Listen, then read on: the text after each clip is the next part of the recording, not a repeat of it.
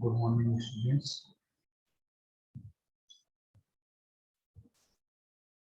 आज हम लोग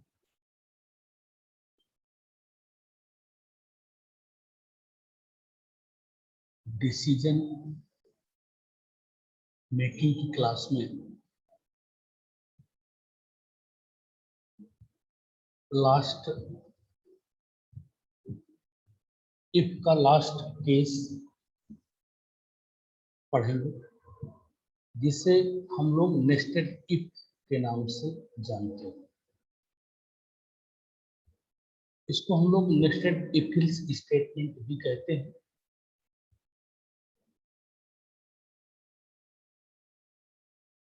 जिसमें एक के बाद एक कंडीशंस इन्वॉल्व होती हैं। तो आइए चलिए स्टार्ट करते हैं nested if.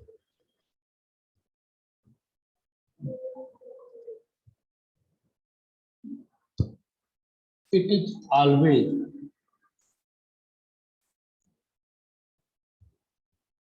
is always legal to nest if else statement, which means you can use one if or else if statements inside another if or else if statements. Nested if का मतलब होता है एक if के अंदर दूसरा if अथवा ills part के अंतर्गत इफ, जिसे हम लोग इल्स इफ स्टेटमेंट्स भी कहते हैं।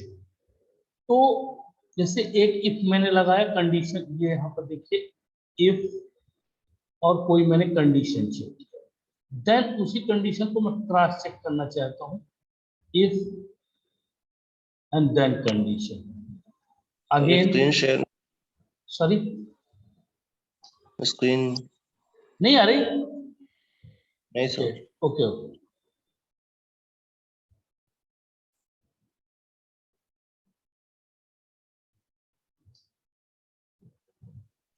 यस सर, आ गया। तो देखिए nested if else statements, it is always legal to nest if else. इसका मतलब है कि एक इफ के अंदर जब दूसरा इफ हम यूज करते हैं, उसे हम लोग नेस्टेड इफ एल्स स्टेटमेंट के नाम से जानते हैं। विच मीन्स, इसका मतलब क्या है, you can use one if, एक इफ के अंदर हम या इल्स इफ के अंदर स्टेटमेंट के अंदर हम इफ अथवा इल्स इफ स्टेटमेंट्स का यूज कर सकते हैं। कैसे, जरा देखिए। इफ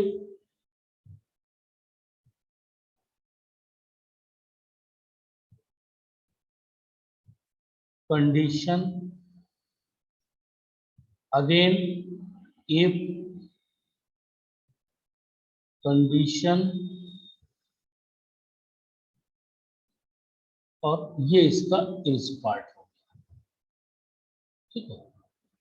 और इसका इल्स पार्ट यहाँ नीचे है। मीन्स हम जब एक इफ के अंदर दूसरे इफ की कंडीशंस चेक करते हैं, ऐसे कॉन्सेप्ट को इफ इल्स नेस्टेड के नाम से जानते हैं। देखिए, इफ कंडीशन हो, एक कंडीशन चेक हुई, देन स्टेटमेंट्स हो। यदि कंडीशन क्या हुई आपकी, ट्रू हो गई, ठीक है, तो ये इसे एग्जीक्यूट करेगा। अदरवाइज क्या करेगा, अगेन इफ कंडीशन ट्रू। अब ये क्या करेगा, इस कंडीशन को एक बार फिर से चेक करने जाएगा, फिर स्टेटमेंट्स ट्रू, इस स्टेटमेंट्स को एग्जीक्यूट करेगा। Otherwise ills statement three. Means एक इफ के अंदर दूसरे इफ को जब हम पार्टिसिपेट करने की परमिशन देते हैं, ऐसे कॉन्सेप्ट को हम लोग नेस्टेड इफ इल्स के नाम से जानते हैं, ठीक है। इसमें ये कंडीशन चेक हुई, यदि कंडीशन ट्रू है तो इस स्टेटमेंट्स को एग्जीक्यूट कर देगा। अदरवाइज अगेन इफ ये कंडीशन, इस कंडीशन पे आए चेक करेगा, और इसके बाद इस स्टेटमेंट को यदि ट्रू है तो इस स्टेटमेंट्स को एग्जीक्यूट करेगा ट्रू के केस में, और यदि ये फॉल्स हो जाता है तो इस स्टेटमेंट को एग्जीक्यूट करेगा।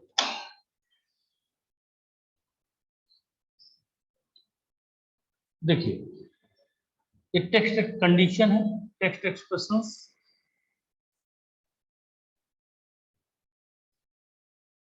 यदि कंडीशन ट्रू है तो nested expressions, nested text expressions.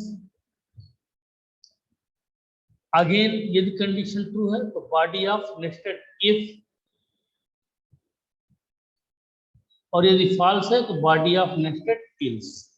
यदि कंडीशन ट्रू है तो true block of statements, otherwise false block of statements.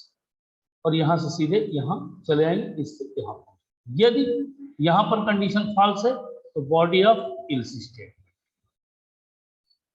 Direct, और statement just below of it, मतलब स्टेटमेंट से हमको क्या कर देगा, बाहर कर देगा। तो इस तरह से इसका हम लोग देख सकते हैं कि कैसे इसका स्टेटमेंट एग्जीक्यूट होता है। तो ये कंडीशन ट्रू होने पर अगेन कंडीशन चेक करता है। यदि यहाँ पर भी कंडीशन ट्रू है तो ट्रू ब्लॉक ऑफ स्टेटमेंट्स को एग्जीक्यूट करता है, और एग्जीक्यूट करने के बाद सीधे यहाँ पर भेज देता है। यदि कंडीशन फॉल्स है तो इस ब्लॉक को, स्टेटमेंट्स को एग्जीक्यूट करके इसको, और यहाँ से सीधे इसको यहाँ पर भेज देता है। ठीक, तो आइए देखिए इसके एक एग्जाम्पल देखते हैं, उससे शायद बेहतर समझ में आइए।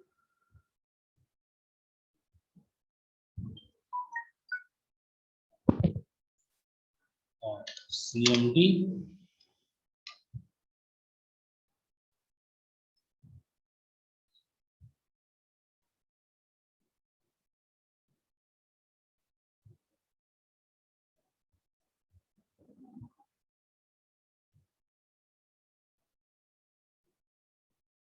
अभी कौन सी स्क्रीन दिख रही है भाई? Notepad sir. Notepad, okay. तो सबसे पहले अपन एक प्रोग्राम देखते हैं सिंपल सा, कि नेस्टेड इफ किस तरह से काम करेगा। Right sorry,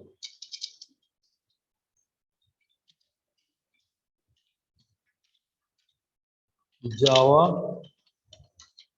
programme to demonstrate of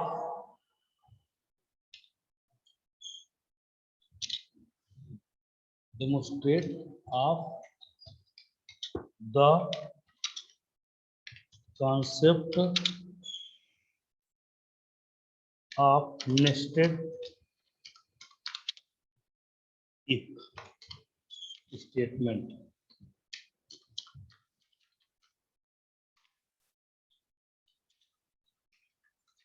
Class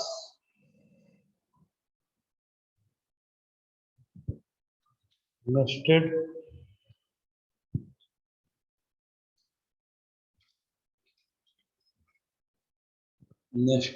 if example.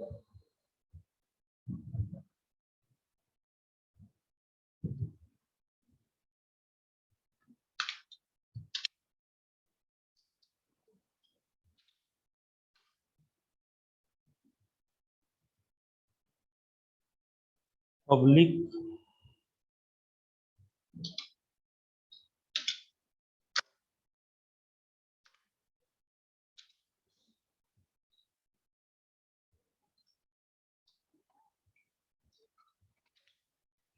static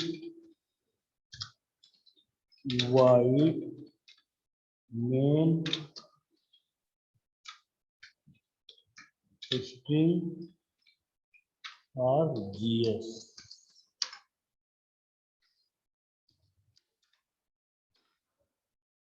अब हम क्या करेंगे, यहाँ पर दो वेरिएबल क्रिएट कर रहे हैं। ठीक है, वो वेरिएबल कौन कौन से होंगे? पहला वेरिएबल है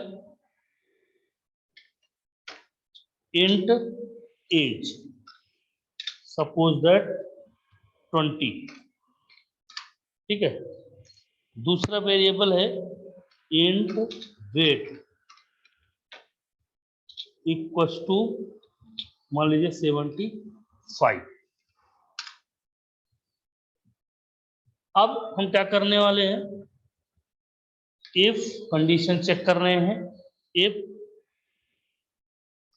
एज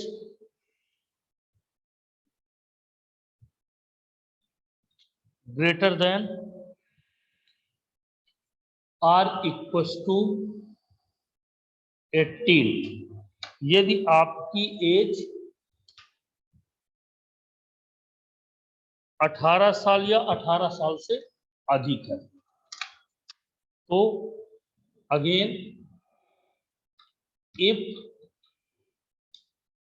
क्या है, wait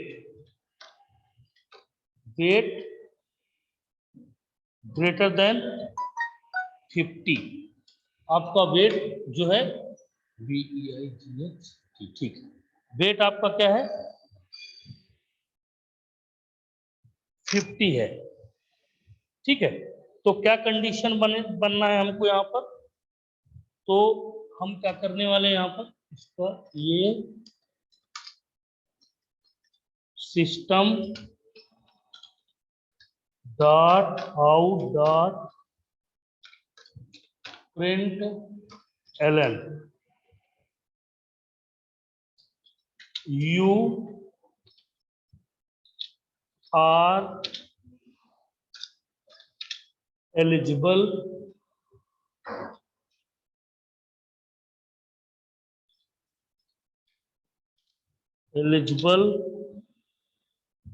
to donate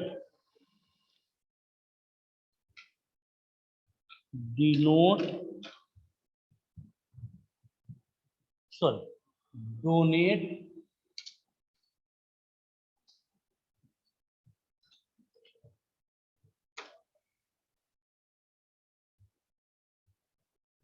you are eligible to donate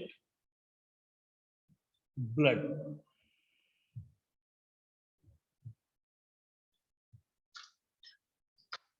donate blood,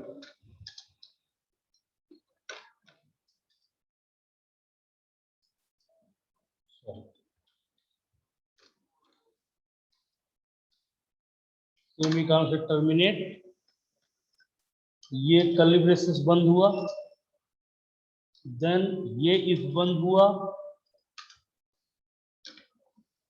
main method बंद हुई और क्लास बंद हुई, ठीक है।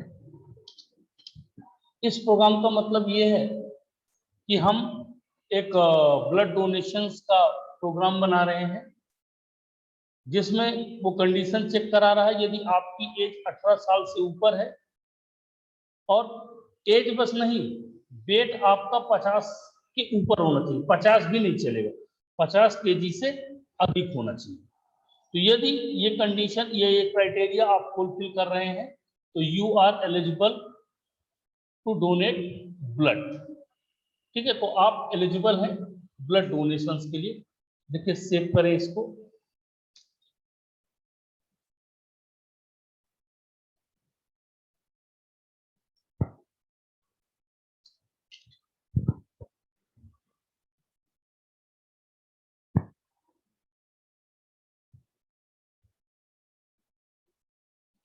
डी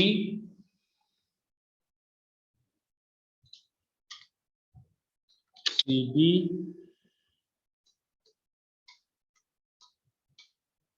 MSc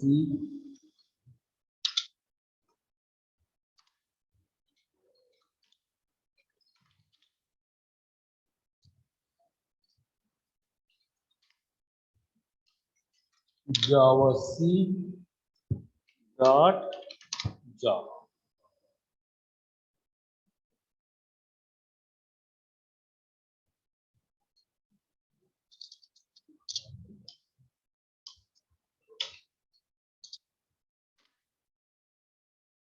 ये देखिए you are eligible to donate blood, ठीक है। इसी से एक प्रोग्राम आप अपने से बनाइएगा 3 नंबरों में चेक करने का कि सबसे बड़ा नंबर उनमें से कौन है। कर लोगे? Yes sir. ओके। अब नेक्स्ट कॉन्सेप्ट, नेक्स्ट और लास्ट कॉन्सेप्ट है स्विच स्टेटमेंट्स या switch case statements. Decision making का, क्योंकि डिसीजन मेकिंग 2 टाइप्स की थी अगर याद हो आप लोगों को। पहला था इफ, दूसरा था स्विच। तो अभी तक हम लोग इफ के पार्ट देख रहे थे, अब हम यहाँ पर देख रहे हैं स्विच केस स्टेटमेंट्स। तो the Java switch statements executes one statements from the multiple condition। जैसे हमारा इफ लैडर था ना, कल जो हम लोगों ने पढ़ा था, एक कंडीशन होती थी लेकिन हमारे पास चॉइस कई होती थी। उसी तरह से स्विच स्टेटमेंट्स भी है, जिसे हम लोग मल्टीपल चॉइस के लिए एक स्टेटमेंट्स के साथ एग्जीक्यूट करते हैं। लिखा भी है it is like if else if ladder statement. There can be one or n number of cases value for a switch expression। कह रहा है आप एक या एक से अधिक केसेस वैल्यू को स्विच एक्सप्रेशंस के लिए प्रयोग कर सकते हैं। The case value must be unique, लेकिन प्रत्येक केस की जो वैल्यू होगी वो यूनिक होगी। ऐसा नहीं कि आप रिपीट कर दे, जैसे case 1, case 2, case 3, case 4, case 5। तो ये देखिए सभी क्या है, यूनिक है, रिपीट नहीं होगा। केस 5 दो नहीं हो सकते। In case of duplicate value it renders compile time error. और यदि आप ऐसा करते हैं, मतलब आप 2 बार सेम वैल्यू दे देते हैं, तो क्या करेगा, कंपाइल टाइम एरर आपको जनरेट करके देगा। थर्ड है each case statements can have a break statements which is optional। प्रत्येक केस के साथ आपको ब्रेक स्टेटमेंट्स का यूज करना पड़ता है, लेकिन दिस इज द ऑप्शनल, कोई कंपलसरी नहीं। The case value can have a default level which is optional. और प्रत्येक स्विच स्टेटमेंट के साथ एक डिफॉल्ट वैल्यू भी रखना पड़ता है, ठीक है, डिफॉल्ट लेवल भी रखना पड़ता है। लेकिन अगर देखा जाए तो यह भी आपके लिए क्या है, ऑप्शनल है, कोई आवश्यक नहीं है कि डिफॉल्ट रखें। लेकिन डिफॉल्ट हम इसलिए रखते हैं ताकि यदि जो भी कंडीशंस मैच ना हो तो वो उसको डिफॉल्ट ब्लॉक में भेज दे और हमको पता चल जाए कि हमारी दी हुई कंडीशंस मैच नहीं कर रही है। आप इसका सिंटैक्स देखिए। सबसे पहले स्विच एक्सप्रेशंस मतलब कंडीशंस जो आप जिसके थ्रू इसको एग्जीक्यूट कराना चाहेंगे। ओपनिंग का लिब्रेसेस, केस वैल्यू 1, जो भी कोड आप इसके अंदर कर देंगे, code to be executed, and the break, this is the optional, ठीक है। अगेन केस वैल्यू 2, देखिए ये यूनिक है, ये यहाँ पर केस वैल्यू 1 था और यहाँ पर केस वैल्यू 2 था। ऐसा नहीं कि केस वैल्यू 1 यहाँ पे भी हो सकता। अगर केस वैल्यू 1 आप यहाँ कर देंगे तो यहाँ पर अगर केस वैल्यू 1 आप 2 की जगह कर देंगे तो ये क्या करेगा, कंपाइल टाइम एरर जनरेट कर देगा। फिर कोड टू बी एग्जीक्यूटेड, जो भी कोड है, एंड देन अगेन ब्रेक, वो कह रहा है यहीं पे मैं आपको ब्रेक कर दूंगा। Then default, this is the also optional, लेकिन फिर भी हम लगाते हैं ताकि हमारी प्रोग्रामिंग स्टाइल में इस बात का वो रहे कि हमें पता चले कि आखिर प्रॉब्लम क्या हमारे प्रोग्राम के साथ। डिफॉल्ट में हम क्या रखते हैं, code to be executed if all case are not match.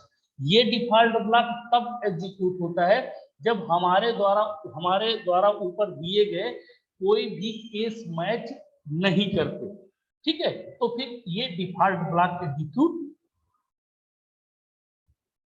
होता है, and then switch expressions is the close.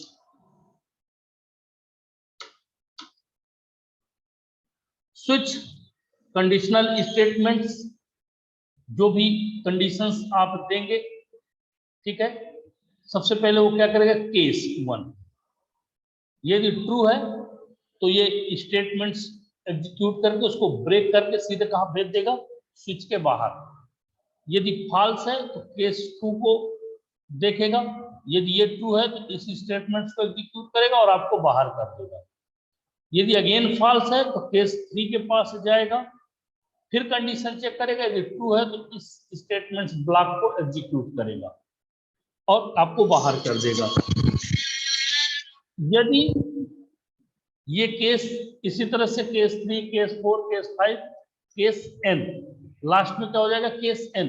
यदि ये ट्रू है तो इस स्टेटमेंट्स को एग्जीक्यूट करेगा, अदरवाइज डिफॉल्ट ब्लॉक में आपको भेज देगा।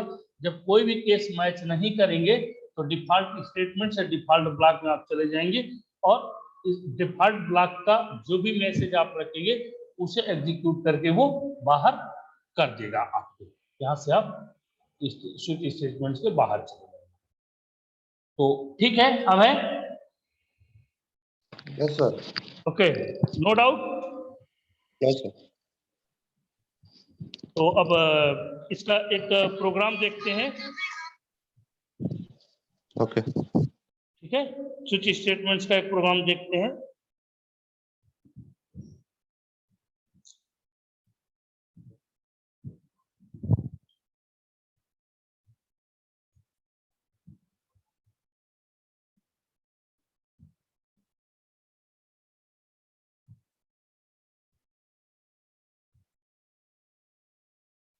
ये कौन सी स्क्रीन अभी आपको दिख रही है? Notepad sir. नोटपैड दिख रहा है ना? चलिए, write a Java program to demonstrate the concept of switch statements। switch statement, ठीक है।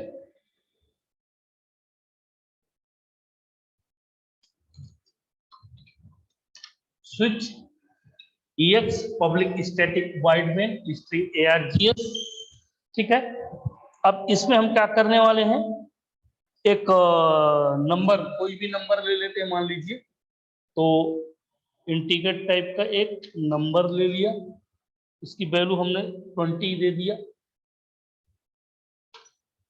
अगेन यहां पर हम क्या करने वाले हैं, स्विच और ये नंबर को पास कर दिया, ठीक है। लेकिन यहाँ इसमें क्या होता है, सेमी कॉलन से टर्मिनेट नहीं किया जाता है, ठीक है। अब हम यहां से स्टार्ट करेंगे केस, तो इसको हटा देते हैं क्योंकि इसकी आवश्यकता हमको नहीं है। एंड देन सबसे पहले अपन क्या देते हैं केस स्टेटमेंट्स में, केस सपोज दैट 10, मान लीजिए हमने केस दिया 10, ठीक है। और कॉलन इसका system dot out dot println, यहां पर क्या आ जाएगा, द नंबर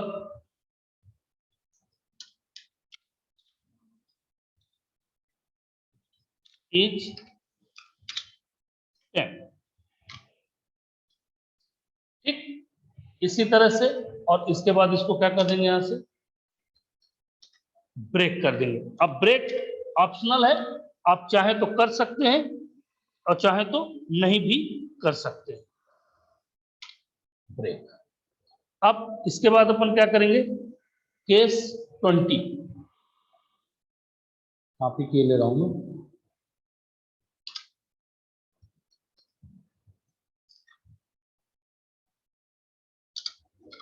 केस 20, इसी तरह से 20, फिर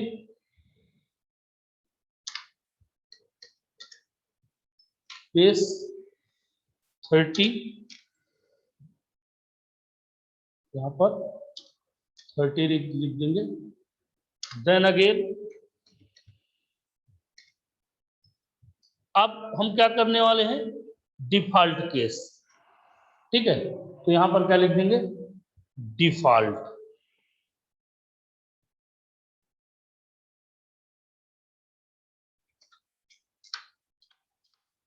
डिफॉल्ट, और इसमें ब्रेक नहीं लगेगा। यहां पर क्या आएगा, the number is not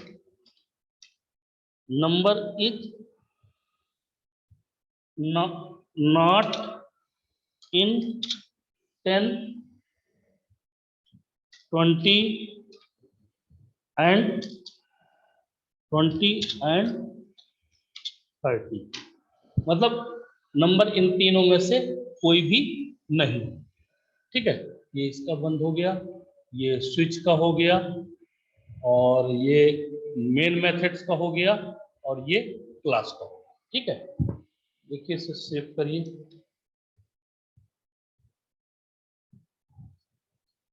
dot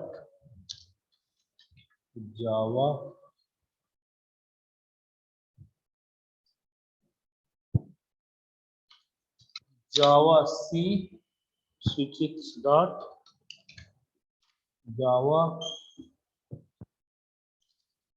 क्या आंसर आएगा इसका? अबे सर 20 आना चाहिए। 20 आना चाहिए।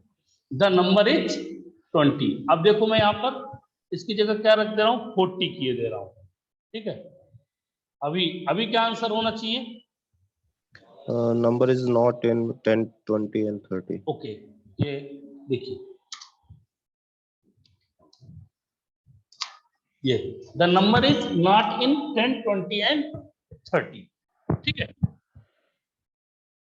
तो इस तरह से हम लोग इसको देख सकते हैं। तो कोई डाउट? No sir. ओके, तो आज के लिए इतना ही काफी है। Okay sir. नेक्स्ट क्लास जो भी होगी उसमें हम लोग स्टार्ट करेंगे लूपिंग। ठीक है, थैंक यू।